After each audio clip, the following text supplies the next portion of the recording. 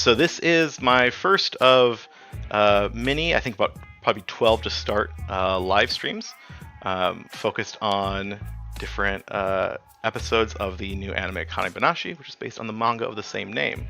Um, Additionally, kind of a preamble thing here, definitely go and support the official YouTube channel for Akane-banashi. They are doing something really cool. Maybe this has been done before, probably has, I'm just not aware of it.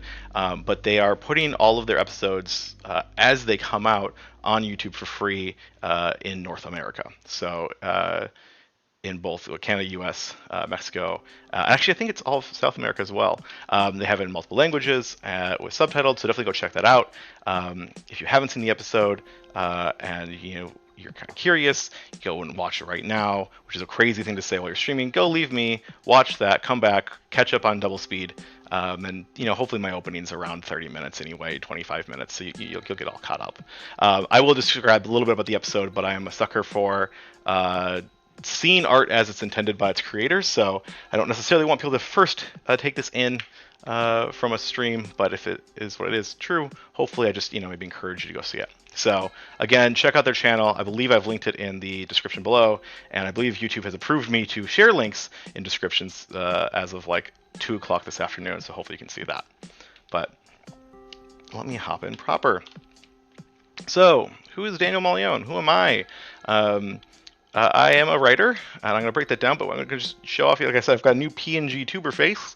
Normally when I've done these things, I've just streamed my actual face talking, and it's helpful because I gesture, and sometimes I draw things on pieces of paper and hold them up to a camera. But I have fought so often with my webcam when it comes to trying to stream something and have my webcam on, and it usually crashes and then takes all my audio with it. And I thought about it, and I looked at the PNG tuber stuff, and I was like, you know what? It'll be easier and faster for me to make a little PNG tuber than it will be for me to fix whatever the hell's going on with my webcam or motherboard or USB ports. So yeah, I got this new little guy here. I also will note too that you maybe have seen me under the moniker of Write Pictures. I'll talk more about that transition now or later, but kind of under this like Borderless Comics is a new kind of rebrand of sorts. But I'm a writer. I write for comics. I write comics and I write games. Here's one of my comics I've written with art by Berenice Munez. I write games. This is a game called More Than You Can Chew. You can play it for free on itch. You can play it on your computer. You can play it on Android. If Charles is here, Charles actually helped develop this. He was our lead developer, lead coder on this project, and I wrote the kind of interstitial scenes, as well as did kind of a broader narrative design. I don't know why I said you're here, like I knew you were, but my brain fully stopped. But yeah, I really enjoyed working on this project. I hope to work on more game stuff in the future. And I also write comics about games. So this is Video Game Victors. Came out maybe, I don't know, 5 years ago now? 6 years ago now? Again, art by Berenice Munez, a friend of mine. All in all, I've written 30 books, 12 of which are comics. There's been a very strong focus around video games and esports, which is kind of like a fun niche that I found myself in. A lot of it's been through a company called Capstone, and these are books for younger readers. So maybe not necessarily the same audience as Akane-banashi, but if you've got nieces and nephews, or you just enjoy reading comics for all ages, definitely check them out. Give me a second here as I need to turn the music down for me. Okay, and not necessarily for y'all. Hopefully that worked. It's fine. But yeah, I've been writing, for a lot of my life in many different ways, and I love talking about my writing, and so I'm excited to kind of be opening up some of my insight into this world to y'all. I've also written plays. So you maybe know me online for the Tumblr viral hit Waiting for Goku or Kamehameha Hamlet. This is a Dragon Ball Z play that on its face was about Kamehameha Hamlet, but was secretly a Waiting for Godot parody. There's a whole project. You can follow this on Tumblr. And I am in the works of rewriting a script. I literally was like working on this project this week and said, I feel bad if I'm going to be posting this on the Tumblr and I have nothing to show on the Tumblr. And I was like, but this is how the ebb and flow of art goes. And then I was falling asleep and had a few kind of breakthroughs in this play too. So it works in the back burner sometimes. So I don't have anything big to show here for those of you who are a fan of that project and wanting to learn more about it. But definitely follow Tumblr. There's an email link there if you want to learn more about this when this comes out. But I've got some things cooking. And then I'm also a teacher. So this was what I went to my undergrad for. It's a thing I realized, late in college I wanted to do, and it made a hard swing, and it worked out. I've taught sixth grade English. I've done some substitute teaching, and now in my day job, I design classes online and in person. I really just enjoy the act of knowledge sharing. I enjoy watching people learn. I enjoy helping people make connections. There's so much in this world that I don't know that I love learning about, and so this is another big key identity of mine.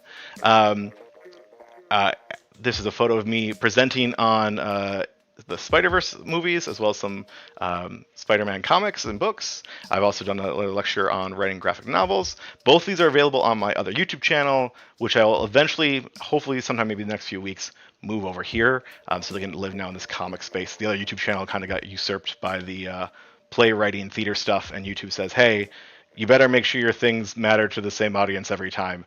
And so we're going to try to keep this one siloed to comics. I even created, I think, a games one too that I don't know if win or if I will touch, but just to have that name on hold there. So love teaching. And another thing I did is when it comes to teaching about manga specifically, somewhere, oh God, when did Samurai come out? Was that 2020? I don't remember when the creator of Naruto created a new comic.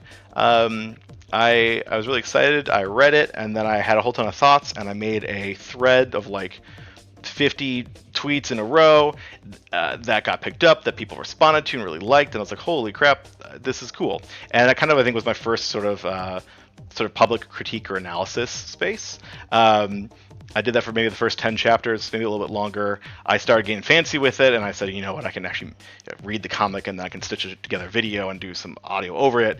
And that was secretly my downfall, is I went from just sharing and exploring some of these key ideas to me having to deal with video production and audio production and fancy edits. And while I love a shiny transition, I'm much more comfortable in PowerPoint than I am in any sort of like Premiere or other video platform. And a lot of the things I'm doing right now with this project, I've just wanted to do for a long time, and I just keep letting myself get in the way. So from there, I did some other videos on other series. This one's from like The Last Sayuki. I think I put this one on, maybe this was on Twitter as well. I don't remember. And then for a brief while, for 2 whole episodes, I was doing one on Chainsaw Man when that was coming out. That was a Chainsaw Man episode would drop, and I try to have this out a few days later. And again, video production I made even fancier than the last time, and therefore I made 2 episodes, and I then made, I think, 3 episodes about when the next episode will come out. Sorry about that. If this format works well that I'm working on right now, I would probably pick that one back up again. So, if you want to hear me talk about the first season of Chainsaw Man, the best thing you can do is watch these episodes and comment below that you want me to keep going. But yeah, so I'm kind of scrapping a lot of that to try something new. This is the Borderless Comics YouTube channel. I am keeping it simple, stupid. Perfect is the enemy of good. I can't let myself go all the way in, or nothing will come out. So in this vein, I'm kind of trying to keep myself to a minimal level of things, which of course includes, fancy frames and edited PNG tubers. And if I'm lucky, this week is the week I spend the most time on this. I would love to be able to watch the episode once or twice this weekend, reread some chapters, get my thoughts together on like a Monday or Tuesday, throw together a few slides, and then kind of just make this open space for discussion about the series and about comics. And I know I'll have a lot to fill, because even off just the first chapter, I spent 5 minutes brainstorming and came up with a ton of things to talk about. So there's a lot to chat about here. I also want to hear what people want to chat about when it comes to this new series or just comics in general. Really open to just kind of being very open in that flow discussion, even if today is a little bit more structured. But again, this is going to be a weekly Comics Craft live stream. It's not necessarily a comics analysis or an anime analysis, not necessarily an anime reaction or anime discussion. It's kind of like a mix of all these things put together. And the goal is to have this about 8 p.m., 8 p.m., 7 p.m. 7 p.m. every Tuesday. Yeesh. 7 p.m. every Tuesday. Or did I say 8? And because it's the 7th, I threw myself off. I gotta look at what time I had things set for. Let's just pull up where I posted things like a person. Let's see. I said 7. Okay, I think I started saying 7 and this slide is old. 7 p.m. On Tuesdays from now until June 23rd. Pending a very likely move somewhere in the middle of that where it might, adjust some things. I also don't want to necessarily get into the habit of the internet, which is say, you gotta produce, create. I really like ProZD's model of like do what just works for you. And so, in my mind, we will take this like a season or half season at a time. We'll do these. I'll probably take a little bit of a break until the either the other half of Akane-banashi comes out, or I find a nice window of time where I can work on Chainsaw Man or something else, and just kind of make these a little bit seasonal things so that I don't burn myself out. I don't want to do that. And again, I'll have these live streams. If I have the energy, or maybe after the season, I'll go back through them and start like editing and cutting them down to be more manageable if you're not I want to watch the whole randomly live stream person. But yeah. So what you need to know is on every Saturday from now until like June 20th, there's going to be a new episode of Akane-banashi on their YouTube channel. You go and you watch that, you support that, you like their channel, you subscribe to their channel, you say, wow, this is great. I can't wait to hear Borderless Comics talk about that. You tag me in that comic, I go, wow, thank you so much. And that is marketing, thank you. And then on Tuesdays, you'll pop back over here, you'll have that notification already turned on, and you'll be ready to jump in and chat. And like I said here, this is me talking about teaching. I am a teacher. This is probably going to feel different than I think other live streams that people are used to. There will be questions for the class. There will be homework, all mandatory, as you choose to see fit. This is the sort of thing where like, man, it'd be great to have a Discord where I could like do these things in. That's a level of a commitment more than I can do right now. So we've built some new frames. We've built a new channel. We're going to just talk about this, and maybe each week I'll add a little something else. Who knows? But for now, this is what we have. The last thing, I am not a Rakugo expert. We'll get into what Rakugo is in a little bit, but I am not an expert of this art form, this Japanese oral storytelling art form. I would even say, I don't know if I could call myself a fan, because I'm more of a fan of the series, or rather, all of my knowledge of Rakugo comes through the series of Akane-banashi, rather than through like following Rakugo as a form of entertainment and storytelling. That said, I was very excited this last this last Saturday. I went to Anime Boston. My first time being at Anime Boston. It was a lot of fun. And I went for one reason. They were going to be streaming the new episode as a premiere, which technically I could have watched earlier in the day, but I didn't.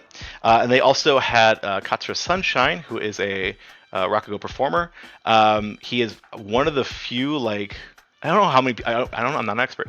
He is one of, I imagine, very few Rakugo performers who perform in English. He, I believe, is from Canada, lives in Japan right now, has been performing Rakugo for, I think, 20 some years. And so he was there at the premiere of this. He performed a story, which was delightful to see. It's actually the story that will be in the second episode. And it was really, really cool. Because, again, I really went for this reason. I was first in line and therefore got a nice front seat. So it was really cool to see a performance up close and kind of get it in this other original form of in-person storytelling. I've been hearing it referred to recently as like sit-down comedy because they're seated instead of stand-up comedy. And it was really incredible, and actually I'm hoping to go see him in New York at the end of the month, or in, I guess, maybe the start of May. He does a once a month show off Broadway, which he's been doing for 7 years, which is super cool. Again, not a lot of people who are performing this who aren't performing in Japanese, and the nature of it means, as someone who doesn't speak Japanese, it'd be really hard to enjoy that. So it's really cool that we have this lens through. But I went to that. We saw the episode. I maybe teared up. I maybe cried a little. I definitely did. It's lovely. I was really happy overall with just the adaptation and how the direction this is going. And then he did his storytelling, and then I can't remember exactly who came out. Someone who works for the TV station came in. Then we had a Zoom, facilitated a Zoom interview with one of the producers way back in Japan, and it was really cool to hear him talk about this show they're working on. And my biggest concerns with this is that this is a series all about storytelling and oral storytelling, and when it's in comics, you're so far away from that space that you kind of get to maybe be a little safe. And the closer you bring yourselves to maybe realism with actual vocal performances and then more movement and animation, you run the risk of having to really do art well. It's always funny to watch a TV show episode where someone's, making this great big painting, and do they show the painting or do they not show the painting? Because you have to then suspend that disbelief. So I was really impressed with what they did. We're going to get into talking about what that was and how they adapted things towards the end of this, but it was a real cool blast, and I might spend some time at the end of the stream just kind of chatting about that event. But what I'm showing you right now, or kind of what today's opening discussion is based on a presentation I've given a few times, like a full-on lecture. I've presented this to undergrad and graduate writing students. Now, the full lecture is about 60 or so slides, and it was not necessarily made for a Akane-banashi fan base. It was made for just people who are interested in comics or interested in writing. And so I went a little bit more, let's say, in-depth into the story. I did some more summarizing, and we talk about some chapters that happen maybe 40 to 50 chapters into the series. I think it would be a bad move if I'm saying, hey, I hope you guys liked episode 1. Let me spoil episode 25 for you. I'm not going to do that. So we're going to go through the first half of this lecture, which is kind of spoiler free, and actually goes through the first episode, which is nice. And then we're going to kind of pause there, and I will pick this presentation up sometime either maybe in this first cur, maybe in the second. For those of you who don't know, a cur is just kind of an order of episodes. So when TV stations are buying an order of, when a studio's making a list of episodes, they'll usually do it in curs, which is like a season, so to speak. Often about 12 to 15 episodes. So that's why you sometimes see anime will have anime season 1 part A, or season 1 part 1, season 1 part 2. They'll sometimes get split up. So we know that Akane-banashi has been picked up for 2 curs in its first season, for I believe a total of 24 episodes. I think some of the details are still a bit muddy, but we know we're getting 12 episodes to start. I think this story that my presentation gets adapted later on. I don't know if it'll be in this first part, so you'll just have to bear with me there, but we will get to that. But yeah, so this was from a presentation I called "How Do You Tell a Story is Part of the Story: Akane-banashi and the Art of Speech in Comics." And like I said, we're just going to start with the first half or so of this presentation. All right. So, that's my name. This is where I would greet myself if I was doing this in a classroom. I already did that. Form as content and content as form. This is kind of a principle to my study as a storyteller. There are a lot of people out there who, when you think about a story, what's the best story in the world, or the best book, the best movie, whatever that is, they will maybe judge it in terms of what was the plot, what happened in the story, who were the characters, what do they do, where did it end up, and not necessarily on the craft of what was written or what was created. This sort of dichotomy, this sort of split in terms of what is content.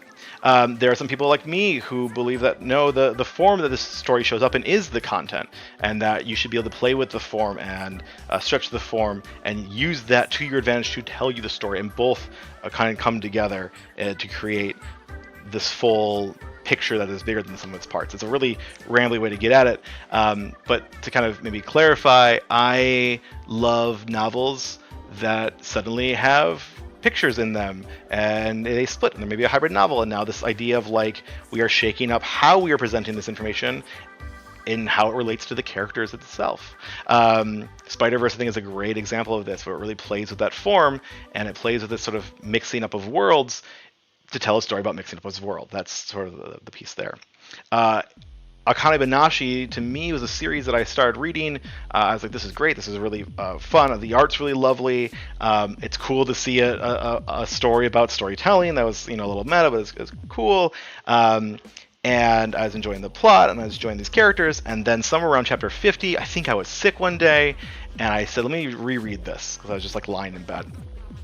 And when I reread the series, it like opened up like a third eye, so to speak. I started seeing it in a whole new light, and I realized that, wow, everything they are doing, they are layering together, how they, show you things inside the comics, every little speech bubble, every panel choice, every plot choice. It's all this sort of like perfect harmony of a package. And it's why I recommend it. I've been recommending it for years. Anyone who says, what should I read, or what comic do you love? Akane-banashi is probably my first recommend right now, because I think it's just so smart about the craft of making comics. And let's define comics a little bit. What are comics? There's a lot of different options out there. I think one of the best, easiest ways to put it is sequential art. It is art that comes in a sequence to tell you a story or to deliver like a message or something along those lines. If we want to, people can always ask me to get into like the difference between a graphic novel and a comic book, or cartoonists or issues or those sort of things. Happy to have the discussion, but really to me, I think it's just easiest just to think about comics in terms of sequential art. Anything that is, two pieces of art that are telling a story that has some sort of like passage of time within it, it's probably a comic. And to get started with that, we've got a little activity here, which is we've got this car. And I want you to think for a second, if you stare at this car that is stationary on my screen, what you might do to make it move. Now, this is the weird part of me doing a live stream where I'm also teaching, is how often, I guess you could say, like, if you're watching the VOD, like, pause this and think about it, wait like 10 seconds, but I'm just going to, let it linger. I'm also going to say my normal teacher ramblings, which is 2 parts. One, I like to speak very fast, so if I'm ever speaking too fast, you let me know. If you're watching the VOD, you, I guess, slow it down. You can't let me know that I'm speaking too fast, and just hopefully encourages you to come back next week, and we can chat there. You can also come back next week and join Charles here in chat and answering the question of what can we do to make this car look like it's moving. And now Charles is on the spot while I drink a bit of water. And if Charles has stepped away, well, that's just going to be embarrassing for me to call him out like that, but that's how it goes. Second part of my teaching little sub speech that I always give before I talk about teaching, which is so funny that I interrupted myself to do this, is sometimes you're in a classroom and a teacher asks you something and then immediately starts filling the space afterwards because they're really nervous about the dead air in the room, and you're all really nervous as students about the dead air in the room. And like, I'd never expect people to just know off the top of their head the answer to a question. Our brains do need a little bit of time sometimes to work. So, I try to always leave a little bit of a pause there, and we all just kind of embrace the silence, and at least in this case, vibe out to the Splatoon music. Or if you're in the VOD, what other music I put behind this. And while waiting, I got 2 incredible answers from Charles, who's currently our top student in the class. So put some lines behind it. That is a great option.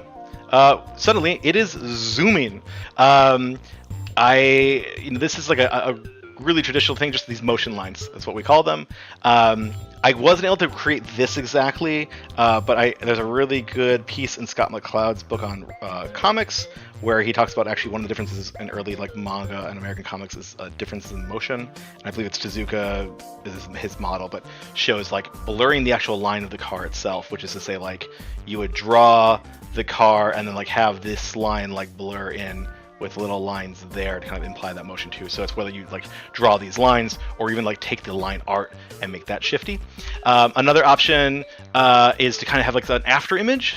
So we see this sometimes. Charles has also said put a rocket blast behind it, which I love that, right? We suddenly give this other image we know what that means. And again, the car doesn't even have to move on the screen. It can just be where it is. We also have add a portal in front and behind it. Ooh, so like kind of like implied like, we're going to get to one. Yours is so much more clever than mine. we could put it into two different boxes. And now we have two of them, and you can see where it starts and where it goes, and it has moved in that frame, and we perceive that as movement because our brains are magic at reading comics. Or you can give it something relative. So, well, I guess I realized I probably should not have had the morph transition on there showing the car move. That kind of defeats the purpose. Anyhow, again, here's a new comic with a car. It's got a tree in front and a tree behind. Again, in both these are all still objects. These are all actually 4 separate objects on a single screen, but we interpret the 2 cars as being the same car, the 2 trees as being the same tree, and so therefore we see, oh hey, this car is driven past the tree. Or if you want to be cheeky, the tree has walked past the car, right? There is that other interpretation there, which is fun to kind of put together. But yeah, I think this is one of, I think Charles, your point about portals would be fun, right? If we showed a portal in front or portal behind. I think even look at the game Portal at some of its iconography. It does a ton of instructional images. A lot of the that teaches the player through like diagrams and through some like dialogue from the robot, and a lot of that uses like comics and visual arts language to tell the player, here's what you do, here's how you play, which helps you out a lot if you have maybe some more complex physics problems, or you want to make a game that works in multiple languages. You have great images here. While we're talking about instructional comics, all Lego instruction books are comics. They tell the story of how you make the thing. And then, flipbook animation. Yeah, flipbook animation, right? You could take, that is taking comics. Honestly, it's a kind of a great kickoff into, like, what is anime? What is animation, right? It's like, it's taking these same principles and then showing them to us in sequence so that we see this sort of motion. But the big difference there is, like, when there's the flipbook animation, where there's any animation, that time is almost set. Like you could play it slow mo, you could play it sped up, I suppose. Whereas with the comic, you are processing that both when you look at this on screen right now, your brain can perceive the cars moving forward. You could read it backwards. You can kind of relate them to each other. You could take in all of that at once, and it's kind of a weird magical thing that only comics can do. Charles, you get an A on your first assignment. Everyone else, you're gonna just have to see me after class and tell me how well you did. Next, so sequential art is images in a specific order to create meaning. I think this is actually where I was supposed to put the car, or possibly the slide after, but I got a little excited as I was adapting these slides. One way to think of this is first and next. If we go back to that car image, what do we have at first? What do we have next? And by putting holding two things up to each other, we can then get contrast, and that contrast is storytelling. That contrast is change. Again, another phrase I will sometimes use is baseline and change. So yes, technically, you have your New Yorker cartoon, and we'll have a single image and maybe some text with it. And so there's not necessarily a baseline or a change, but it's more kind of like stealing a piece of time and showing that. And we are still going to call that comics. But generally, I think I'm really interested in the space of where you have 2 or more images, or you have images that are like within them showing time and showing change. I suppose you could look at a cartoon like New York Times and say like, the caption might give you information on what comes before or after, and that's part of it as well. But now I'm just on a New York Times tangent, which is never worth it. So comics, sequential art, baseline change. Yeah, my notes here says, here's where we talk about the car. See, normally I present this in like a room with a whiteboard, and I draw the car up and do that all. And so, part of today's lovely scramble to get this ready was making a lot of these in PowerPoint. And in the future, we'll hopefully have some sort of way to just draw things for y'all, because it's just much better that way, because we can kind of draw portals and we can have fun with the ideas that pop up. So because comics are sequential art, or the sequential like visual art, the car is pretty easy for us to show, right? We can see the idea of motion. We've got some good relative things for that. It would be harder to maybe depict how the car smells, or tastes, or sounds like, or anything, right? When we think about the different senses, between sight is really an easy one for comics to pick up. Smell, taste, doable. There's conversations maybe be had another day about that. We'll see if we get there. But sound is one that I think is very interesting in comics, because it's kind of like the secondary, or like the buddy with the visual art. So we're going to focus on sound today, and this idea of depicting sound. So this is really why we're going to jump into Akane-banashi, but we're not going to do that just yet, because even though that's the whole focus is on sound. First, I want to talk about just some established ways that comics already demonstrate sound. So what are some techniques that comics use to demonstrate sound? This is so good. I can see my next slide coming up in my notes, and I realized that while I animated well, I guess, you know what, we're going to act like I didn't just tell you that I did this wrong, and you're going to assume that I did this right, and when we cut the VOD, we'll cut this out. So we're depicting sound. We're going to work backwards in my brain. We've got this. What could this be? So there are two kind of categories of sound I want to talk about. There's emulating non-human sounds, as well as emulating speaking, or like the act of speech. So we're going to start with some maybe non-human or non-spoken sounds. And we've got this little shape or sections of shapes, and this is maybe what we'd use to. These are sound waves. These are one way we can depict sound in comics. Yeah, definitely supposed to sound waves first, and then you see the lines, but we roll with it. So the way the sound waves work can denote volume, intensity, and direction. You know what? We're gonna risk it, right? So we've got these here. If we had like a little person here and they're shouting, right, we get the sense of the volume.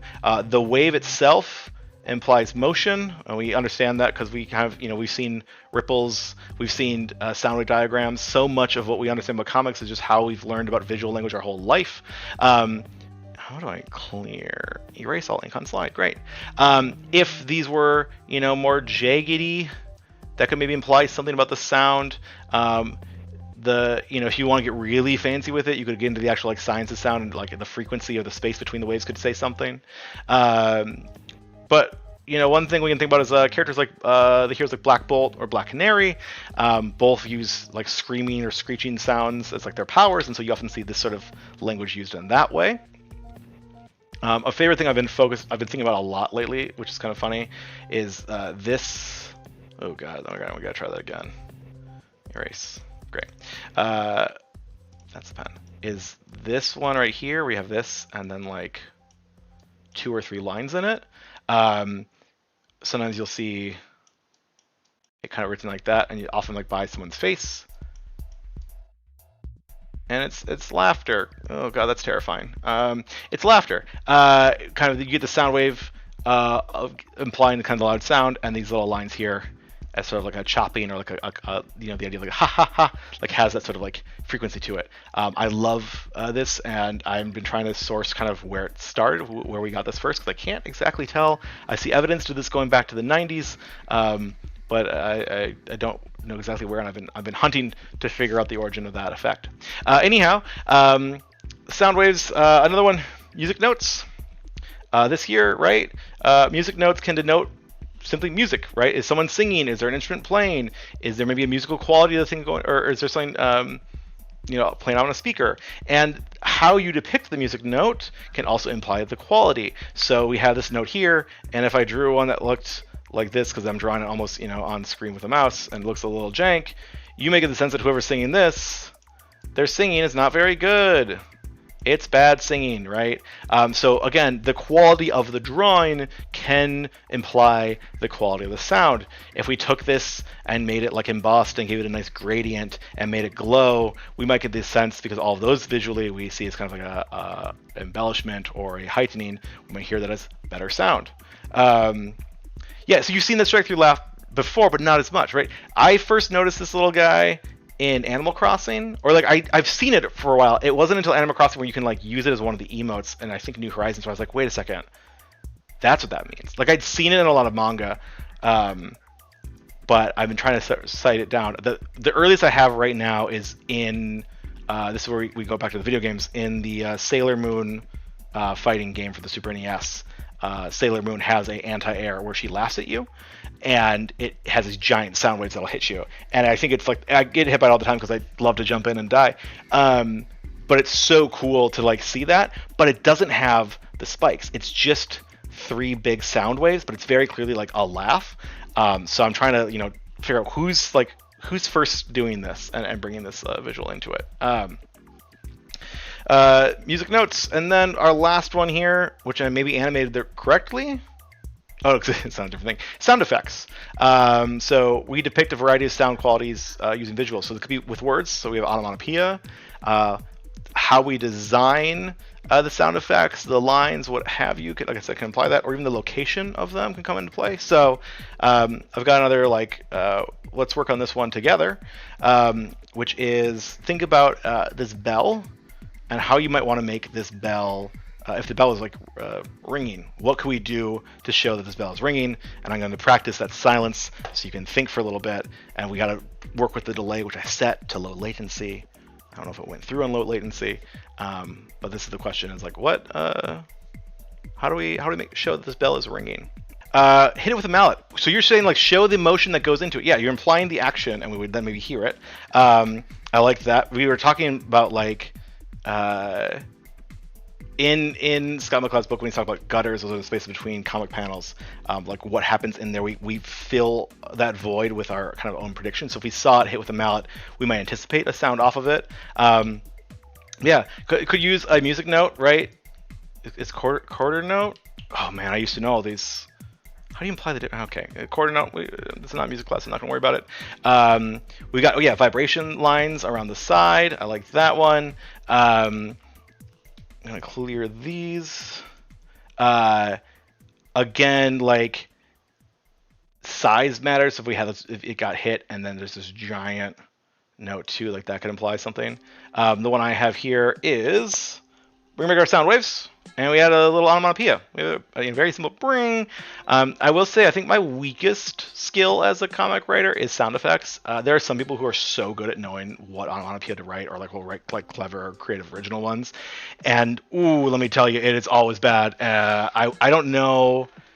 There's got to be some way to practice that, but we'll see some of my onomatopoeias here. This just says ring. That's just the sound we know it to make. That was an A. Thank you for that clarity. And also, welcome, Envy. Next one, this book. Imagine this book has just fallen and hit the ground. What can we do? What sound might it make, and how might we imply that? Okay, so one idea we have here is just, again, hit with the old onomatopoeia. We got the thunk sound effect, right? Gives it a bit of edge there. Boom, around the money. Charles says the jagged edges around the book. Look at that, right? This is a great one because those what is that? Is that the idea that as the book hits the ground, things vibrate and the air is pushed outwards, and we're kind of representing that air being pushed outwards, and also sound is air being pushed. So it works. It's a kind of fun mix of the science and art space.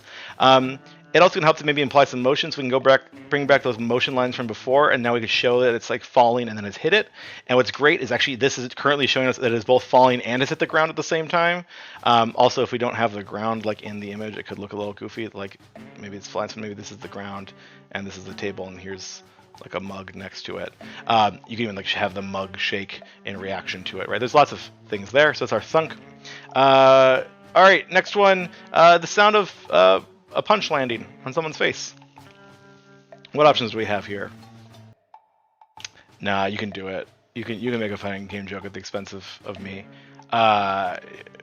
While Charles types out that joke, and while the rest of you think about fighting sounds, one of the things I've been doing in the last few months is going to weekly locals to play fighting games, playing that 2XKO, and getting my butt kicked every Friday, and paying a group of people to do it, which is something.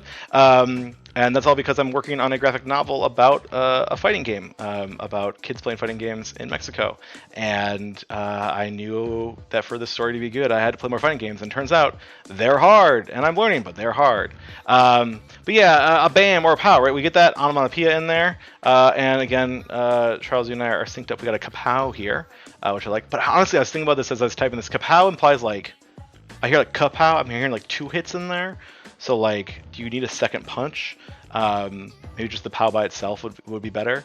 Timo's screaming. Timo's scream is good. Yeah. What does he say? What does he say when he gets hurt? I guess he says ugh. I'll say knapsack, but I think that's when he dies, which I like that as a. Tuck this tangent away when talking about game writing, but I think listening to 2XKO and the sounds that they give characters is a really good lesson in I think, character writing in games. The classic, yeah, kapow or blammo. Right, like we again are drawing on this wealth of knowledge that we have, or what we've seen, and kind of fitting in, and we could swap these up for different sounds. We have like a crack that implies maybe some sort of like bones breaking, or like a squelch implies, you know, like possibly even more pain than bones cracking. I'm not really sure. And then we can bring in those good old jagged effects, literally copy pasted from the last slide, to again show some of that action and that motion. And our last one here, oh, oof. Again, real clever onomatopoeia for me. Our last one here is a mouse walking across the floor. What are some options we have? Welcome to the chat, Aaron. Again, A+ student. Here you go. Tap, tip, tip, tip. I did tap, tip, and in hindsight, definitely tip, tap is the right order. I think I copy pasted. Funny. So here we have some little sounds. Could be lots of things. We have the little choo-choo, right? Maybe the little squeaks of the mouse, right? All good options. I've also chosen here to make it lowercase, which implies a quieter sound. Make it smaller with compared to say like the kapow previously. I'm also giving it a little bit of direction, so saying maybe where the mouse is coming from. These are all ways you can use sound effects to imply not just the sound, but a little bit more of the action of the story itself. So well done, class. A+ is all around for depicting sounds for sound effects. And then, okay, here's just kind of our summary. So sound waves, music notes, sound effects. Patter pitter, alternately another soft tap sound. Right, again, lean on our knowledge of what sounds mean what in our world, right? Like how do we imply things? In the world of the Kiki and Booba like shapes, like the sounds themselves might have certain like softness or harshness to it. I'm not, you know what, we're going back. This is the joy of doing this live and not having to have a perfectly edited video. I can take tangents and no one can stop me. So Timo, when he gets knocked out, will say the word knapsack as like a dying phrase, and he's like a little squirrel. I mean, they're your I don't know league yordles. Envy, you played League, right? Is it Yordle? Just a little like squirrel forest creature. Is very cute little guy. But he is like a scout, so like a Boy Scout kind of thing. And so you have a word that a Boy Scout, you know, like it feels in that sort of language and family of the character knapsack. Yeah, what's the other one he says too when he gets knocked out? I forget. But I also love knapsack as it's a sharp word. It sounds like if I said, you know, do I choose to swear on these? It says it's not for, these aren't for kids. The word fuck, right, has that sort of just a hard K sound in it, right? So knapsack has that sort of like k sound that we get in there, and it fits the character because it's kind of a cute little innocent word, but it has the energy of these other words. These, you know, it's like oh no sort of thing. So oh snap, right, fits in that same language, and yeah, I think it's really clever. So how you lean into those things about sound will imply things about like what we as a reader will interpret from it. Okay, so speech. We did kind of bleed the world of speech a little bit, and that I think you talked about Black Canary and Black Bolt both shout things and the squeaks of the mouse, and you know, maybe I cheated a little bit, but I want to talk about word balloons. Word balloons, or sometimes called like word bubbles, or speech bubbles or speech balloons. Balloons is usually referred to as like the proper comic term, but I, for the life of me, will almost always type bubbles first and then have to go back and fix it. And at the end of the day, I don't care. People will get what you mean. But word balloons are kind of our primary way of saying someone is talking in a scene. And so I'm going to quiz you all on some word balloons. So first of all, if we have a balloon, and we have a little tail. The tail is what's going to kind of determine the direction of who's speaking, where the sound comes from. So if we have, you know, like two people, oh, that's the laser point, not the pen. We've got person here and person here. Great, now we know who's talking because of that tail. And then again, if we were to like erase this, wow, science, magic. Because we see it kind of as an arrow. In an ideal world, that is always pointing to the mouth of your character. It doesn't always work that way, but like pointing towards the origin of the sound can be helpful. And, you know, I think a different day of this, I'll talk about one of the cool things Akane-banashi does with sound balloons when there's more than one person talking in a panel, but we're not going to get there yet. We've got other stuff to worry about first. I also want to talk about that there are some historical elements to these word balloons, or this idea of this tale. If you go back into looking at something like the Mayan art and Mayan comics, they just used, like, they would have all their glyphs written out in like a big block of text, and then with all the different like glyphs inside of them, and then there would sometimes be like a little line, and it would be like to a character, and that was really cool. So they had this implication of this like tail, this balloon line. It has some historic implications. We see some of this too in scrolls in various places of Asia, also depicting like tails or almost like balloon adjacent things for speech. Other things with word balloons, balloon size can be relative volume of the voice, which I'll show some examples here in a little bit. And the outline or the shape can also give you qualities of the voice. So when I say about qualities, it's, you know, like if I'm whispering, if I'm shouting, if I'm talking, if I'm louder, if I'm a little nasally. I need to practice acting for this, I suppose. But those sort of things, like, is the voice like loud? Is the voice squeaky? Is the voice shouting? Is it timid? Is it, you know, there are things you can do in the text inside the bubble, but things you can do with the, I said bubble, with the balloon, or using the balloon itself. Is it still called a tail when it's a little divot, like when someone not speaking is the panel? I would still refer to that as a tail. That's a good question. I don't know if there's a hard and fast answer to that. So Envy's question is, man, I've been thinking about getting like a drawing pad for the longest time, and this is really kind of securing that I should do it. So we've got our tail here, and this guy's, that's way too low now. There's a person here already. They're there, and they're in one panel, and then in the next panel, it's the person they're talking to, which, given that this person's a blob, they're a square, and they're listening to their friend, and they're like, we're gonna be, actually, you know what, let me erase this. Hit. Okay, so we got a nice close-up on the person they're talking to, and they're pensive, and they're thinking about it, and then there's what the final line of what the person says, and you'll sometimes see a balloon that has this like inside tail, and that implies that the person in the panel is not the one speaking. I also am trying to think off the top of my head if you usually like point that away from them, or maybe just in the direction of who it was speaking. But it's a really great option for that, because sometimes you'll read, and Envy, I know you are an avid manga reader. There is some manga where you can go a whole page without a balloon tail, and it's really on you just to know who's saying what. And maybe it's better in like Japanese when you have the exact language, and maybe it's not coming through really well in the translation. But there are sometimes you read through a page, and you read through a page 5 times because there's no balloon tails, and you're like, is this a response? Is this a thing? So like, it is a very tricky thing sometimes.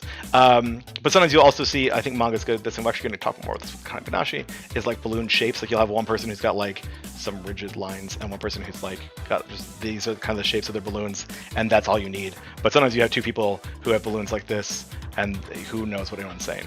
All right, let me erase all link on slide. Okay, so I have a tangent here. That's what the slide is for, why I clicked twice. This is where, in a classroom, if this was a real classroom, I'd ask you all to raise your hands, but you can just, type in chat or just think about it. Given the question, I don't think anyone's going to raise their hands or type, because you're not going to, throw that shame on yourself, maybe. But just think for a moment, if you have, even if a little piece of you has the idea that comics hold less literary merit, that you maybe consider that they are easier to read or understand than, say, prose or poetry. Just think on that for a moment. If you're like, yeah, if I have a kid and they're reading a book, I'd rather they'd read a novel than a comic, right? We hear that stuff like that a lot. I wanted to take this brief moment to talk about everything we did, the ability for y'all to kind of pinpoint some of these answers to these points to a visual literacy and a visual language. Again, we have evidence of these things going back thousands of years, how we deal with symbols and symbology and images. All of this is literary, just in a different scope or space. And quite frankly, if we look to people trying to uphold one form of written media over another, usually their purpose is not in the best of light, and so I kind of hold those people suspect. In the US, for example, we've got a really, really strong bias against comics based on a shitty dude in like the 70s who, kind of had a moral panic about this is what's, ruining the kids. And so because of that, it's spread wide enough that we still don't hold comics as worthy of reading. And I just say, no, I think if people read comics and say this is useless and can't tell me why it's useless, it's because their personal comics literacy is bad. So I think that's the honest truth is people see it, they don't understand what's good or bad about it, and so they instead are just easier to lump it in a pile of trash. But that was my little comics literacy tangent. So we've got some more questions for the class, which is word balloon challenges. We've got these 3 word balloons. I'm going to hold them up on screen for a few seconds, and we're going to ask what do they imply based on their outline, their shape. This first one, I'm going to just say it is our standard word balloon. Again, in that world of baseline and change, we kind of just imply, we expect to see that sort of round shape and the point. This is specifically PowerPoint's shape for a word balloon, which I personally kind of hate because I don't like this point. I'd rather it has a nice little curve to it. And also, I like the word balloons that are a little bit more squared off, kind of like that, just personal preference. But this is nonetheless kind of our standard word balloon. This one, I'll leave in the chat for an answer. Is there a little thought balloon? And this is Garfield, kind of. This is our thought balloon. The bubble, I think, kind of implies like a dreamy space, maybe, or kind of your mind. You can maybe see it as a brain.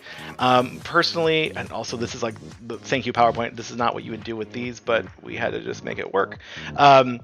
So yeah, this is someone's thoughts, they're thinking.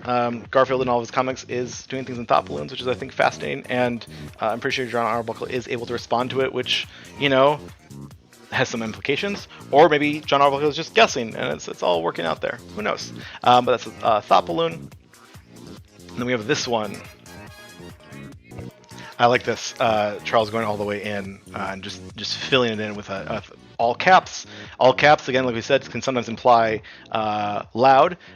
Some comics are always in all caps, so it's not necessarily any louder than normal. But since Charles's previous answer, to me, was lowercase, and this is all uppercase, I imply this is a louder sound, and the extra exclamation part also sells this as kind of a big, loud, yelling action balloon.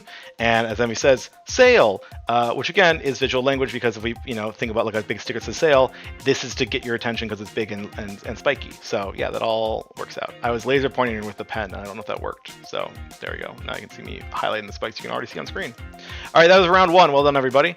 I think we all kind of got, well, it looks like Charles got 2, Aaron got 1, Envy got 1. I'll give you like a half point for sale. You're too sarcastic, Envy. Just kidding. I would reward that in class for sure. Okay, so what's going on here? This also, you'll see this is not part of it. This is because I was mad at PowerPoint, and I thought, should I make more of these? And then I thought, let me just Google these quick, and I found this image. This is a good rendering. Ooh, Steven has joined the chat. He's here to get some questions right. Get the good grade. Your GPA, man. I should give people grades. That'd be fun. How's it going? It's going well. We're how far? This is saying how long have I been doing this for? 8:05. Oh, nice. Okay, we've been doing this for an hour. Which is great. The original lecture was an hour long, but I added a whole intro about me. I'm talking more with people. We're still on track. My goal for these would be about 90 minutes to 2 hours for each of these. So now you'd have to stay the whole time. Aaron saying this is stumped. Yeah, this one is where you start to get like, ooh. Okay, Charles once again with the like answering in character. With a news bulletin. This just in. This idea usually of a box with just a few little jaggeds on the side can mean some sort of like radio or technology, so like a TV or a speaker or a robot, like all these things, right? And you maybe would then get that too, like in the words, like the font choice would maybe echo that. But yes, it's like a radio thing. So again, this is just Aaron. I appreciate you saying I don't know. I got no clue, because this is where we get into the idea of like literacy, right? It's like, have you seen this? Have you been told or instructed on what this is? Do you have that context? And if not, you're like, I don't know. And that's truly like the art of comics. You'll now start seeing this more, and you've probably seen things with this but haven't put two and two together, and now you do, and that's the magic. This one is fun because, like I said, I stopped going to PowerPoint, and this one I also found on Google, and it had an iStock thing, and that's not part of it, so don't include that. Can we ink color to white? And we're just gonna start. Yeah, there you go. While I clear this out, give me your thoughts on what could this one mean. So yeah, this is kind of like a gloomy or a sad or maybe like upset or few, not in the relief way, but like the disappointment way. Totally. So this is like using the language. If you think about that emoji, which is, oh god, I saw it on white. No. Yeah, that emoji, and it's like, oof, and a little worried, and kind of has like these lines on it, and sometimes like extra shading there. Now I'm just drawing this man's hair. It doesn't really work out. Yeah, like emote with the sweat mark, right? It's some of that same language. We there's something to this, which is like, I don't know what that is, right? Is it like supposed to be sweat? Is it supposed to be just like your head is turned down, so it's the shade on the front of your head because you're looking down? But we have it started to interpret this as a sort of like sort of vibe. So yeah, good answers, everybody. I think both times I've taught this, or the few times I've taught this, no one's gotten gloomy, which tells you either A, this balloon is better drawn than the one I did, or y'all are just with it more. Yeah, maybe there's like rain is on you. Totally.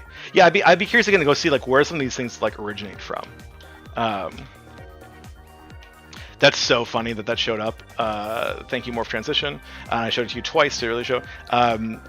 This one, we're now in round 3. What does this imply? Loves whispered or ASMR. Yeah, we can put this by our little mouse again, right? And get this. Oh, that's not what. That's what am I drawing? Okay, there's that line. There's that line. And there's the mouse. Right? It's a little whisper. He doesn't know chat. I also like the idea of like ASMR, right? Like has that. You'll see. I'm curious if you went to like an ASMR like YouTube channel. How many like thumbnails you have to look through that before you find one that like has some sort of like dotted line. Something about it being incomplete gives us a sense of quiet or smaller. Yeah. So this one, I also, again, while searching, had the word whisper in it when I screenshot it, and so I'm like, well, this is really actually a useful one, and I found it on Google, and it's from Comics Kingdom, and they've got a whole blog post about word balloons. So if you're curious, go check them out. All right, and here's our final round, and good luck on what this one implies. And for reference, it covers the entire page, which is why there's no like top or bottom. I wouldn't really think too much into the white spaces up there. I think it'd be just as fine to like have some little jagged lines.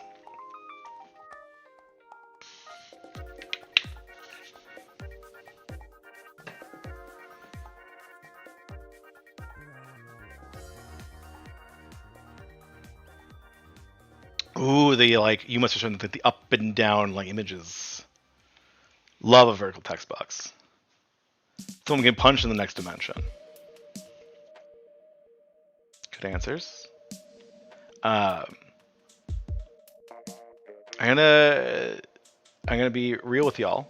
I'm not gonna tell you what this one is. This is the meanest, I think, part of my presentation today. In the normal version of this presentation, when I teach it to people, when it's not focused on just the single episode of the show, we talk about this text box, and we get you all the way there. This is now this is now a hook where I say, hey, if you want to know what this means, you gotta like and subscribe. Hit that subscribe button. Watch through, and at some point, a few episodes in, maybe I don't know, maybe later on, you will get to see what this means.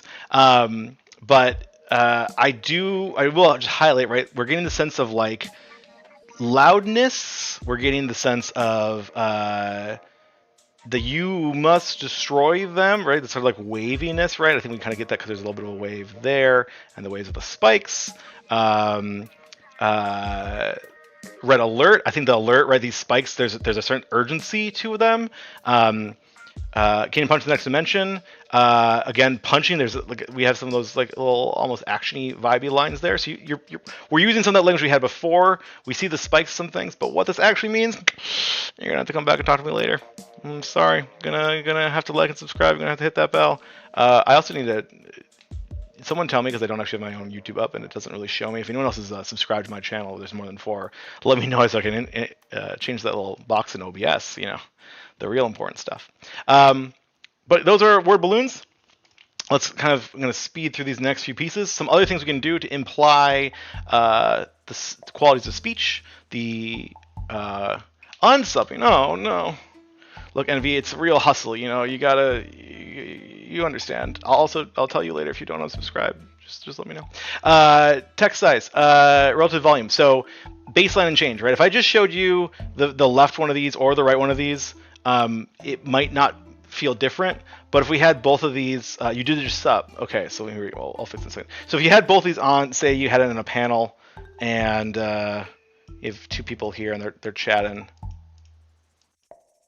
and we have these next to each other, we understand there's a difference, right? And we can see this like high, it's small inside the larger the one. It feels quiet. If we had a really like big, this is gonna not really work, but you kind of get the point. If we had a really big high going outside the panel, we might imply that it's a little bit louder.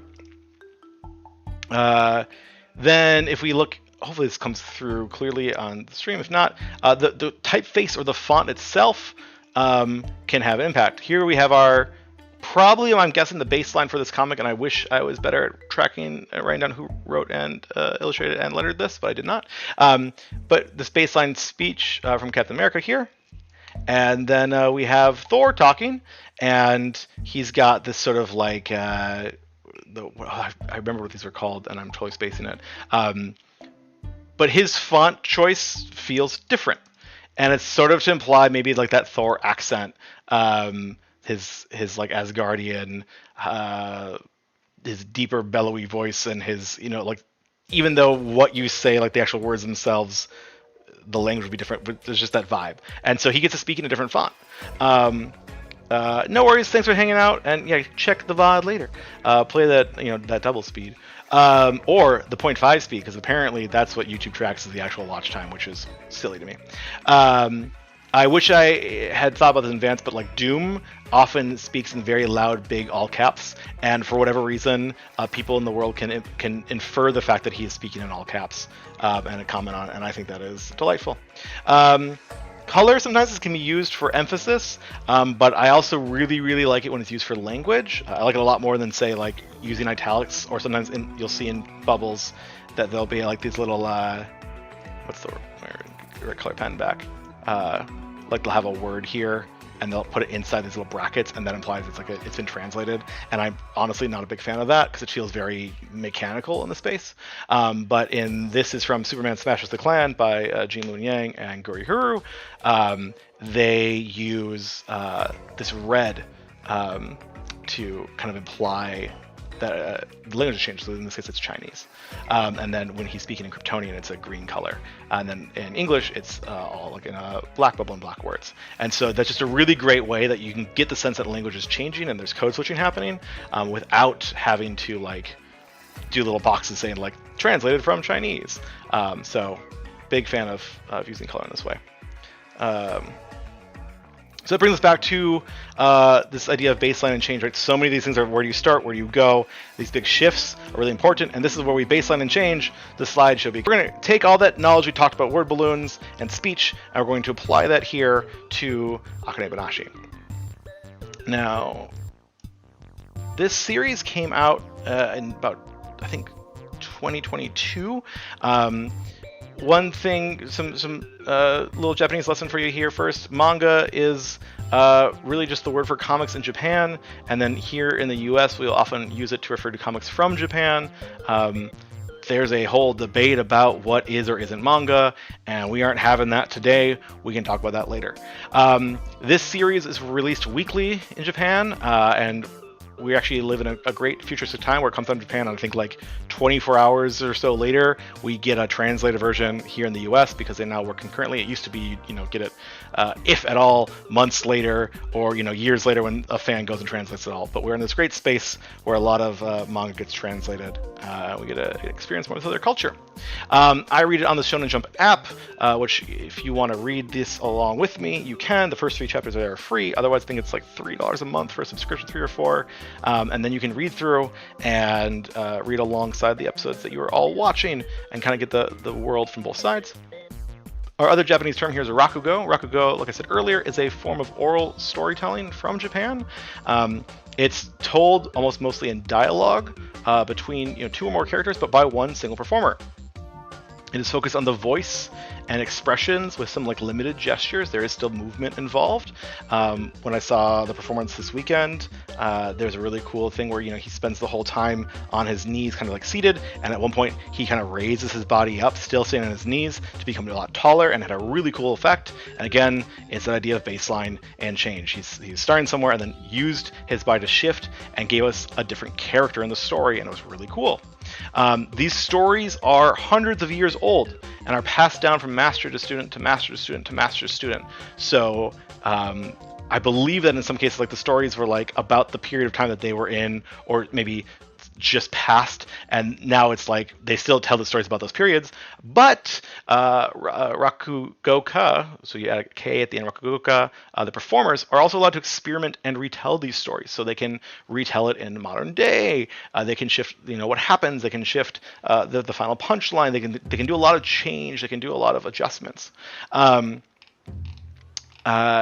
It's really cool in that way, and I think part of why I'm drawn to this form is that the form itself is about baseline and change. That you get to hear maybe 2 people tell the story, and then you get to infer between the contrast of them, right? That same idea of like what's in the gutter between 2 panels, like what's in the gutter between 2 stories. What do I learn when one person says it versus another person says it? And now we get to layer this shit on top of this, which is now what does it mean when we see it in the manga versus we see it in the anime, and what does this shift there tell us? And I think that's all really neat. Now, in my original class version of this, I would show a performance of... do I have the notes here? No. I would show a performance of a story called Jugemu. A little bit of context here is that, children at this time, a lot of these stories took place in the Edo period, so it's between 1600 to 1800 in Japan. Children at the time would often die young, and so parents would go to like monks or elders to name their children in hopes of getting, bestowing long life or blessings onto the child. In Jugemu, in this story, a child is given an incredibly long name, which becomes something of a problem. So this is what I'd show. I'm in this weird space. This is now where I have to make, decisions as streamer Daniel, because so much of YouTube is like, let me show this other person's video and then do it. And so I think I'll play a little bit of this right now, and then I'll cut it from the VOD. And if you're watching this VOD later, I'm going to say go to this channel. So Akane-banashi is a manga about Rakugo. It's by Yuki Tsunaga and Takamasa Mue. Tsunaga is credited for the story and Mue for the art. I don't know the exact breakdown because it varies from creative team to creative team. I think you can see on here, yeah. We also have Stephen Paul in translation for Shonen Jump, and then Sneer Aaron for lettering, so making things pop on the page. And I do want to shout them out because like they have a pretty big task in that they're getting these, I think also working on it, so it's weekly schedule to translate and then get the letters back in there, and then also for volumes they'll go and re-illustrate some of the sound effects, etc. I'm realizing I also don't have the name. There's also another person kind of on the staff who is the like Rakugo supervisor, who is a performer who works with the artist and story writer to like advise them on the series too. So really kind of cool group of people there. So as you can imagine, a art form that's all about oral storytelling and all about the qualities of a voice would make for a tough comic. So what do they do there? And this is now the first fun part of this presentation where I get to start showing parts from the anime. This is new. This is why I'm kind of started this whole series, is we can kind of work our way there. So I'm going to show a clip. Here's also where we really hope that whatever those things are that come and scan your things and say, hey, you can't just be broadcasting some other anime show, doesn't interrupt this. So if I get kicked off, someone messaged me on Discord, I think, and we'll pick it back up from the other side. These are like 20-second clips. They're not gonna come from me just yet, right? Okay, so this is the second beat in the show right after a very short opening. And we kind of zoom in on this Rakugo Cafe, and we get this performance. And again, hopefully the last volume came through. So should this. So very short little snippet there of one of our lead actors in this first episode performing. I'll play it a second time. Hopefully, again, we haven't been banned. I'll play it a second time and just listen to what you think about his performance. Do you think it's good? Do you think it's bad? You might have maybe a gut thought of like, the vocalization between what's being said and even the narration, right? If we can't exactly know without speaking Japanese, what part of him speaking was like the quote and what part of him is like the narration in between, because this is one person talking, but it all sounds pretty monotone, right? We get some of these little close-ups, not a ton of visuals there. There's this like cough through it, and it's unclear if like, maybe that was some character. It's okay. It's hard to it's a baseline for us. This is the first performance of Rakugo we see in the entire show. Is just this little moment here, and then we get this like last little expression, and that's how they did in the anime. And here's how they did it in the comic. This is a manga, so for those of you who don't read a lot of manga, we read this from right to left. Don't do that. There we go. There we go. The arrows will kind of point our way. So the show opens with these same sort of shots, and then we get into the story. This is him speaking, and then there's that same freeze frame of the woman reacting. Which one of the questions we always have is like, how do you adapt things? Like this smiling guy his hair has changed, but he's definitely still there in the anime. She's still there watching, and my general read here, if we think about like the bubbles or the balloons, what do we think the performance is? The teacher, the part of me that wants to fill the void of silence is screaming, but I'm going to let that question sit for a second.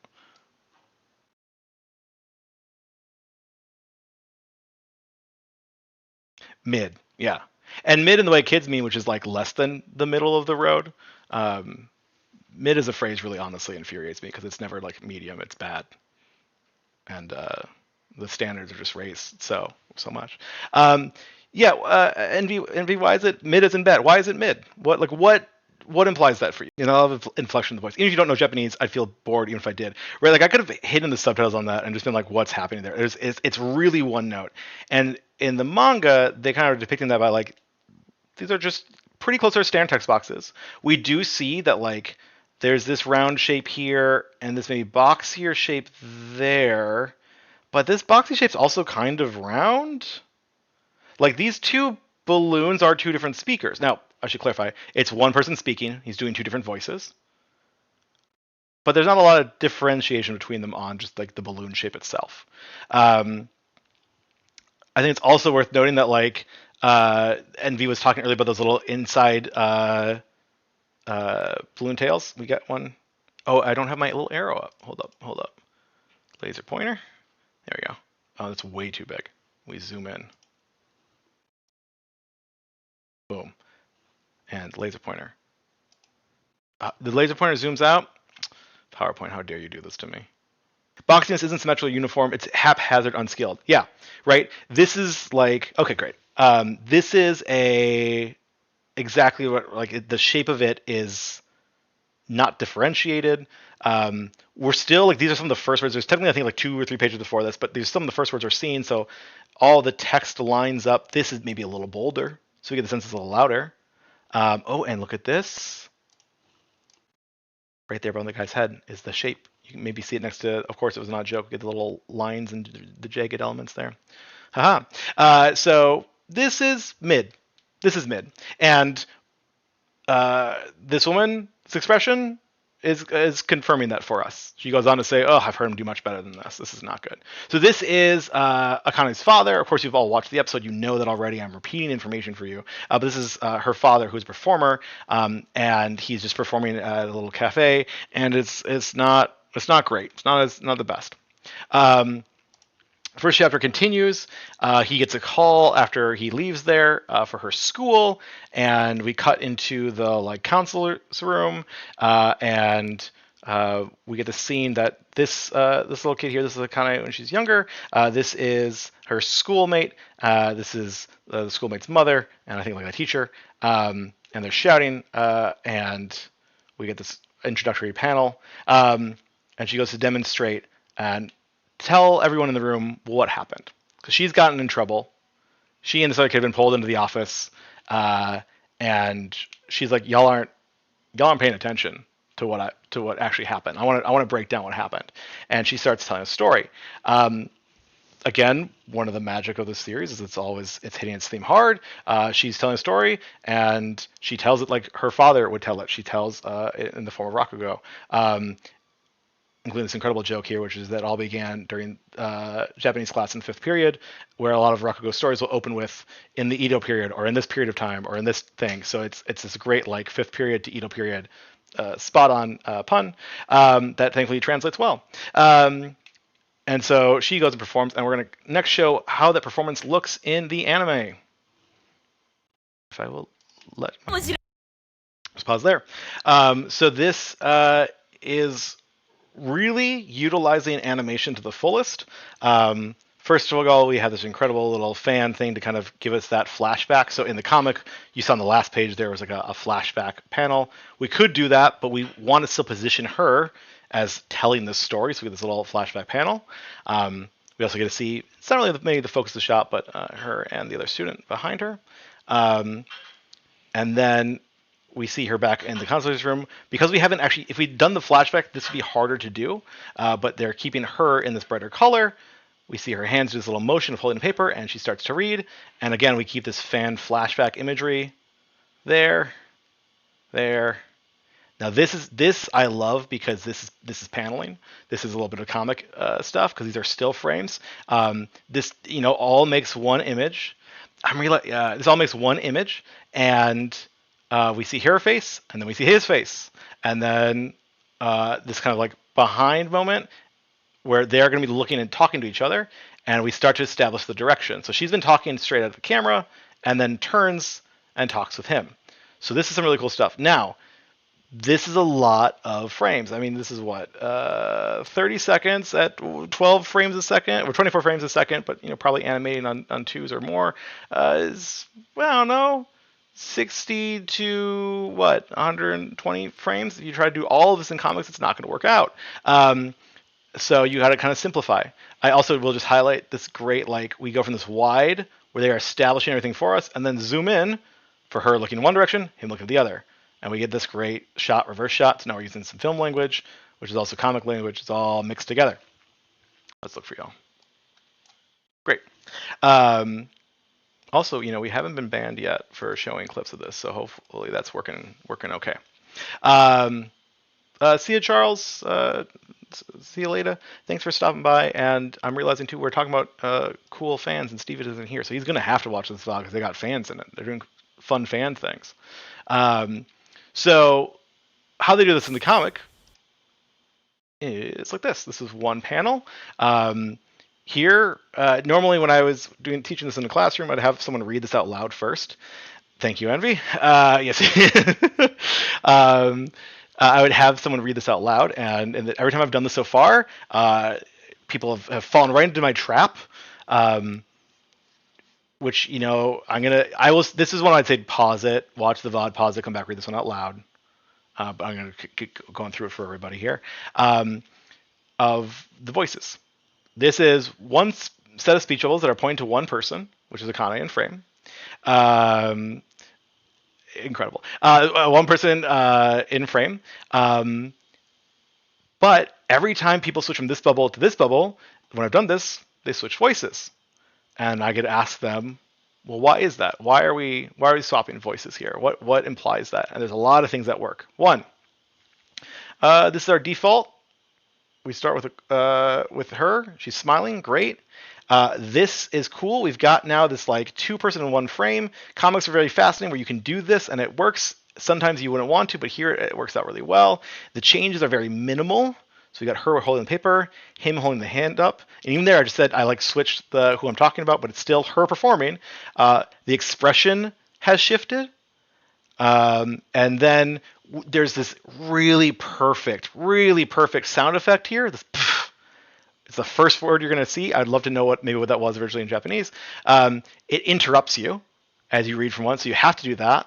And it's so close that like on the page, these things are all so close to each other that you realize, oh, we are now seeing this other character. This is now a performance of this person, and we get the sense that like she's performing and responding in this other voice. So yes, I was buying just enough time. The way the eyes are drawn, this is the thing that you can't do in the real world, really. Like you can, squint your eyes or open your eyes or do like other things like this, but this is two different illustrated eyes. This is her eyes. These are his eyes. He's got different eyebrows. He's got different eye shape. It's the mouth shape has shifted as well. It's all so purposeful and intentional, and it's to imply this thing. So we now understand that this is a different voice. We use whatever like expectations we have for we see this character, and maybe think through what voice he might make, which I think does get into the weird space of like stereotypes as well. So be mindful of that. But we get this sense, and we understand innately. And maybe innately is the wrong word against the literacy thing. I think if you read a lot of comics, or if you've interfaced enough with like visual media, which I think all of us do, watching movies and TV shows, we know what this panel asks of us, and it's just really truly magical panel. It's kind of like I think where you are when you're reading this first chapter, you go like, oh, this is something special. I realize I have notes for this slide that are off to the side that I've not been reading, so I'm like, ooh, did I miss anything? Got this after image, the inset panels, right? We got these panels in the background that are clarifying the scene. So this is showing us that time has passed in the past, and then here we have this moment in the center, and the mirrored expressions. Great. Next. This is later on. Akane is outside of her dad's like office, watching him perform. She's mesmerized by her father. This was kind of like when I'm sitting there watching this in my Boston, and I'm like, how do you do the show? How do you move yourself closer to Rakugo? How do you still honor the spirit of the manga that is doing so much visually and with metaphor? Oh no. Stream maybe. Okay, cool. We're moving forward a slide. Okay, y'all. Let me know if you can still hear and see me, and if I haven't been, it finally picked something up. I bet you it's the music in the background. Oh no. Okay. Still here. Cool. I looked over, and the YouTube studio goes, it seems like this content isn't your content. Ugh, they got me. I would wager more than anything it's the music in that scene that probably did it. Because it was like whatever. That's probably the easiest thing to flag. Well then, anyhow, we all remember what that looks like, and we're not going to go back to that on the off chance it's going to get us in trouble. But here's what it looks like in the comic, where she's looking through, she's watching her dad, and she sees, I see these three men, and we get this really cool image here. So between both the show and the comic, what sort of things are you seeing? I rewind a little bit. Compared to the opening scene where he's speaking in the cafe, and we all thought was mid as in bad, how do we think this current practice performance in his office is going? What is the quality of it? It's much better. And I should have clarified, like, what is giving us that implication it's much better? Yeah, at least from her point of view, and we will talk another day about comic point of view at a higher level. She is seeing this performance. It's larger than life. So in the anime, we have music. I think the music is real good at making us feel emotions. The music is big and upbeat and heavy. The colors and the vibrancy and the motion, that like fancy 3D pan. We understand if you watch enough animation, you know what an easy shot to animate is and what a difficult shot to animate is. And doing that like sweeping pan around three people who are all transparent so you can see through them, that is not an easy shot. That gives an implication to the quality of the performance. him at the cafe versus him here, we like his expressions on his face are much more animated. These, and then of course we have these like these figures, right? They stand out. They exist. These little like spectral things. Those weren't there before, but they're here now. And what's cool is like the brushstroke elements of them kind of imply like art, like hinting towards like Edo period. So there's just so much more visually happening here, which we translate to if it's visually stunning, then we maybe infer that the Rakugo itself is stunning. Additionally, I think as Envy said, is like this is through her eyes, so she's even seeing maybe a heightening that is through the lens of someone who adores him and wants to see it as something bigger than it maybe is or isn't. But that again, a topic for another day. So all of this in the first chapter and in the first episode, they both are one-to-one, leads up to this kind of important test for Dad. He needs to perform his Rakugo so he can rank up at a school, which I learned is not at all how these things actually work, although it did apparently happen like to some degree. There's some truth in some of the structure of the show and some of these elements, but for the most part, you don't need to pass the test. But in the story, because they need some good heightening of stakes, he needs to pass the test so that he can go rank up, so that he can make more money and take care of his kid. And so all the stakes are really high. And I think I muted this next slide, and if not, we're going to start by muting this next slide and see what happens. Because I wanted, so this is now in his performance. I had it muted. This is now during his performance in this test in the front of a hall of people who are going to be voting and judging him. And just a really short snippet here. I like that I left this clip of this guy reacting to it instead of ending where I thought it was going to end, like right here. So how do we think he's doing, and why do we maybe think that? Yeah, the characters come in and out of him, right? There's this really cool effect where like they kind of merge together. The dialogue here is talking about how he's like there's a little bit of what he's saying, but most of the subtitles are actually focused on commentary of people watching this, and they're implying that one of his strengths is that he's like a strong actor. He's going all in on the characters. We get, like Envy has said, that the animation is going hard. This is me crying in the theaters I'm watching this, because I'm like, oh my god, they're animating the hell out of this. Like, it's not people fighting or brawling, but to be able to like animate your jacket or all these special effects or other things, like they are going wild. This is just such a cool little thing here. The dynamic element of his story is really, really good. And if we didn't know so, we've got this guy off to the side going, yeah, that's the good stuff, right? Commentary always coming in to save the day. If we're like, well, is it really? So in the manga, we can't animate. We could use color, but it's 90% of the time black and white. And we can't really move the camera in that way or have music or, again, show the vocalization of the voice. So what do? That's a fun little morph transition. Okay. This is him performing. If we look at these balloons compared to the ones earlier, we've got very clear wobbly lines. My laser pointer is not on. Laser pointer. We got these very clear wobbly lines here that kind of match the expression, right? This like wobbliness here. And we've got these very harsh, blocky lines there. Again, you kind of get the expression paired with this gives us a vibe. The expression paired with this gives us the vibe of what's happening. And then it like you turn, and this is 2 pages. I mean, I've cut a little bit off from the bottom because it's not key to this, but this is 2 pages. So if you think about reading this book or even on your phone, smaller panel, smaller panel, smaller panel into this bigger panel. He's going all out on the characters. The way they are rendering the light from the overhead lights is crazy dynamic. So again, we can't show that in the same way the animation does, but they do that as well. There's just like an aura here, this cool like sand effect. There's just so much done in the, if I draw my heart out on this panel, that's going to give an implication to the performance itself. Let's go see the final shot of the my man is in like the best light he'll ever get. It's very like angelic and almost holy, right? Like he is like reaching to this higher plane. We know that this is like a really strong kind of finish here. And I don't know what you're talking about. Have you watched the first episode or read the first chapter? Maybe. He's created his own wind, right? Like this is but this is how you keep the spirit of the manga, which is like elevating this craft while you move yourself closer to like realism in actual vocal performance, etc. Again, you can't hear it because I don't want to get striked, but he's also doing a much better job in performing the two different characters with multiple characters, even if the focus of the scene is actually not necessarily on the story, but on his performance broadly. This is the same moment in the manga. This is a 2-page spread. He is like larger than life. If you think about the previous panels are all smaller, smaller, smaller.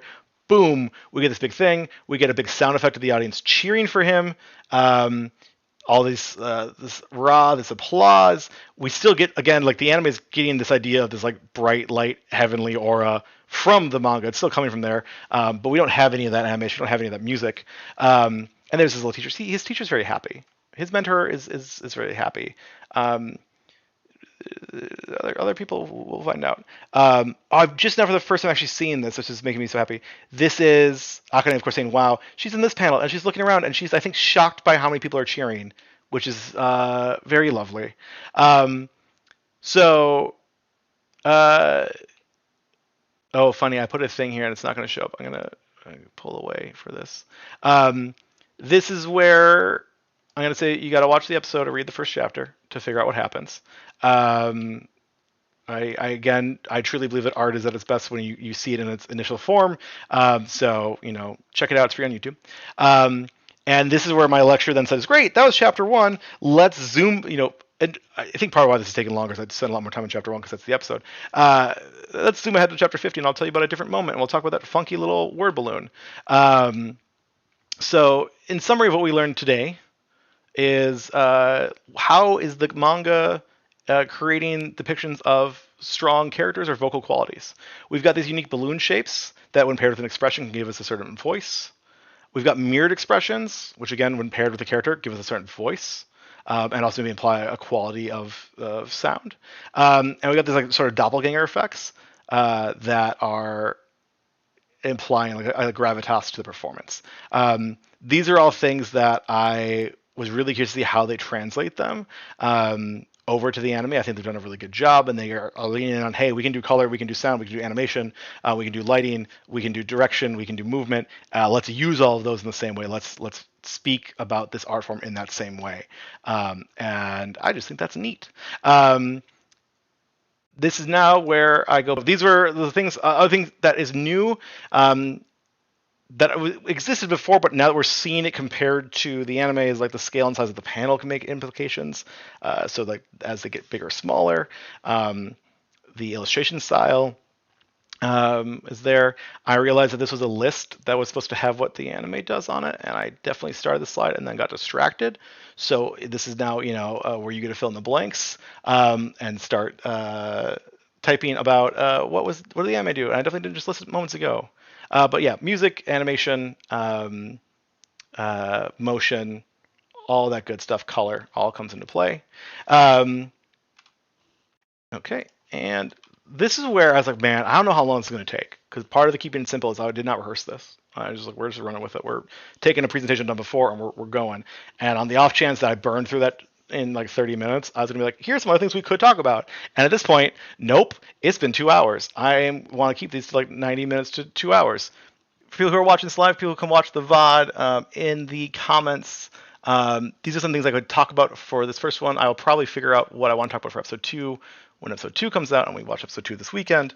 I will say that I probably won't have the exact same kind of lecture, so to speak, in the next one, because these are some pre-worked slides, but we will probably spend a little bit less time on just the big comics stuff up front and more just hop in and start comparing the anime and manga like we did right at the end here. So we'll be doing that in week 2. But if there are things that people are curious about or want me to focus on, let me know. These could be, what is the anime doing that is not in the manga? So there are a few scenes, probably no more than like 2 minutes worth of footage that the anime added in that I think implies a little bit about the direction. If we think about baseline and change, it's the same sort of thing. What do the creators of the anime want to highlight or adjust to tell their version of the story, which I think is just, again, freaking neat when you think about Rakugo is all about telling stories and retelling stories. Comics and controlling time, we can talk about that. talk about layered storytelling, which I'm hinting at a little bit. There's a great moment in this chapter 1 about where we see captions to use for thoughts as well as thought balloons, and why might you use one versus the other. I talk about sports manga and the act of why you need a commentator in your sports manga and the role of commentators in sports manga, which, fun fact, I wrote an essay about back in my master's program. And point of view, like I said, I was like, maybe we talk about this later. What does point of view mean to comics? How does Akane's point of view change how we should expect this series or the performance to look like? So these are some possible things to talk about if you're curious. And then, like I said, I am a trying teacher. Y'all thought I was lying. Homework, suckers! Watch episode 1 if you haven't yet. And then watch episode 2 on Saturday. And then come back to class next Tuesday. Genuinely, this is 2 hours long. This is like a college level course. I don't know if people can agree or disagree with that. But yeah, come do your homework.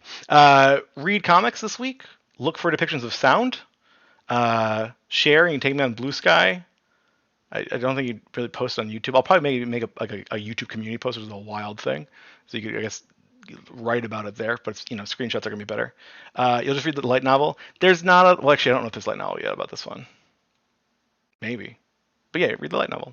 Here's the thing. I freaking love adaptations. I would love for there to be a light novel, and then for us to read the light novel and be like, what is it doing differently? So if there is one, read it and let me know. And yeah, thank you all for joining me. Thank you all for watching the VOD. I don't know if there's anything else I was going to say before I sign off, but I appreciate it. This was a lot of fun, and have a good rest of your Tuesday. And I wish I had some little outro music. Keeping it simple. No outro music.